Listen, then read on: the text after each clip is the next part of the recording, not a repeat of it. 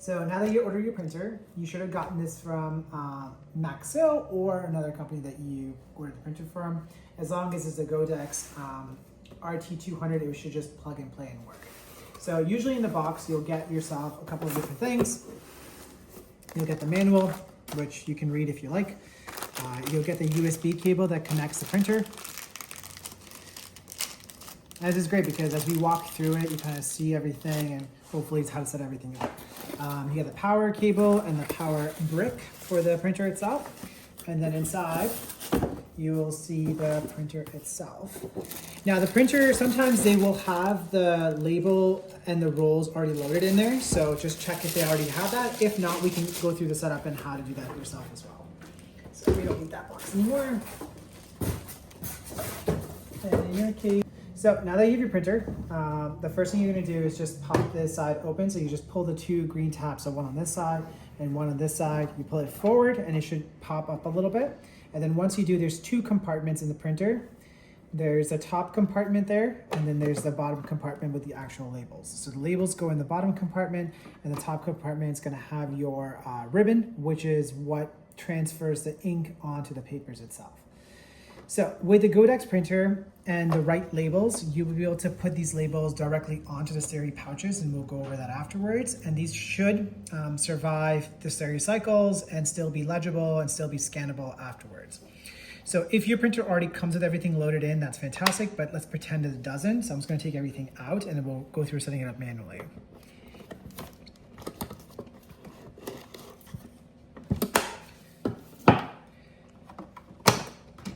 Now this is the part where sometimes it will come with it already installed. If it doesn't, I'll show you how to do that yourself.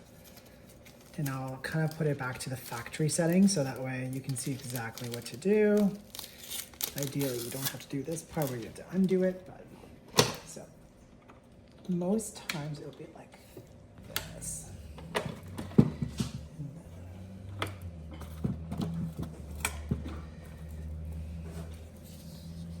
So let's say the printer doesn't come with anything installed inside of it. What you'll usually get is, and I don't want this to unravel, you'll get the printer, and when you pop it open, you'll have a brown starting roll here that actually will be in the machine itself, and you want to keep this, don't throw this out. And then you'll have an empty label thing here. So let's do the labels first. So you'll unpack your labels. Usually they'll be taped up together. You just undo that. Once you have your labels all kind of opened up, you'll just take this little tab, push it back, and pop this open. Labels are pretty easy. So the roll always goes with the labels coming out this way. So the label goes on, goes in there. It should just click into place. For this part, I would just open it up as much as possible first. Slip the labels underneath it, and then tighten it up. You don't want it to be kind of slack or loose because then the labels will go anywhere. And I'm just gonna roll this back up until it gets to the edge there. You don't have to be perfect, but it's nice. Now for the ribbon, it's a little bit more of a learning curve. So with the labels, How did you open that? So I just closed it. So with the labels, you have this brown roll. You actually want to take this out, and this will end up being your first finishing roll. So normally in the machine, the labels will start full in here. They'll roll out this way, and they'll actually finish all up here. So this is empty right now, but at the end of this, all of this roll will end up being on top of this.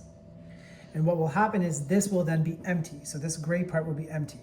So what you want to do is you want to start the roll from here, have it finish here, and then once this is empty, in here, you'll use that as your next starting one. So it's always important to keep the empty because that will become your starting point. So this is your starting point.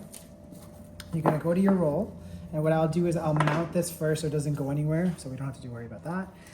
So technically there's no back or forth because it will work either way. What I like to do is just have it so that it rolls nicely inside this way. So I'm gonna go in here. There's a spring on one side, so you can push this one back and forth pretty easily. And if you look carefully, on one side there is a cross, and there's 4 little gears on the white side, and that's where this cross goes. This one has basically a lot more gears here, and that just goes on that side. Okay, so the cross goes on there. So I pop this side in first. Now it's easier if you have it not opened up all the way, but that's just the way it is now. So once it's locked into place, you'll feel like the gears and the roll move together basically. Now we have this part here, so this is pretty easy. Now I undid this part, but normally you would unspool this and you would have it like nice and sticky here, so I'm just gonna put this back on. Now it doesn't make a difference for this one because it's both even on the same sides. So once that's attached on there, I'm gonna start rolling it up. And I did it kind of uneven, but it shouldn't make a difference. I'm being ill about it, but okay, sure. There you go. So once that's rolled up, do a couple of rolls. Perfect. And what you want to do is you want to just roll this up. And you don't want to pull too much because that's going to keep unpulling the roll itself. You go up here, and then again, I'm just going to push the green part there, pop this side in, and you'll feel it kind of click. Now, once that's done, you can just basically roll using the little knobby thing there. And what you want to do is you want to get it tight, and you want to get it to the point where the black is actually on the paper. So you don't want the white stuff there because it's not going to print anything. Now, once that's done, you just push it down all the way, and then click all the way down until it clicks, and then you're done with your rolls. Okay?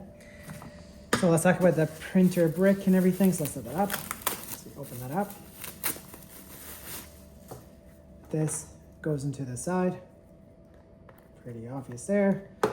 You can do the zip ties yourself. I'm just gonna take out what I need. So,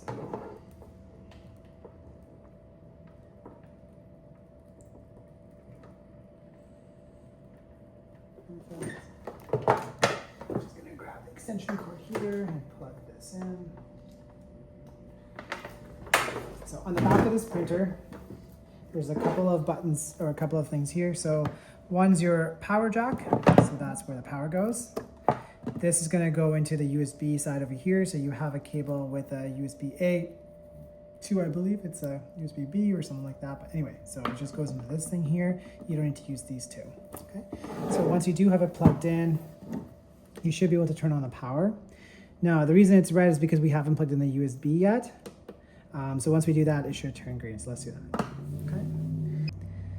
So actually, if you leave it on a little bit longer, it will turn green. And then if you press this, if it's working, it should do that. And it's giving a status error because, so the first time you do it, it's always important to sync it. Sometimes the labels are not synced up, so it doesn't know what kind of labels it has.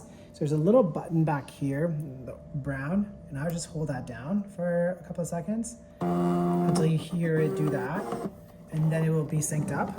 And so sometimes the first time you start it, or if you reload a new label, just to help it kind of figure out what size the labels are, because the printer can technically do different size labels. That helps it kind of figure out which kind of label it is, and it should be good to go. So I'm just gonna save us some blank papers. I'm just gonna roll this back because I don't wanna waste all this paper. And we should be good.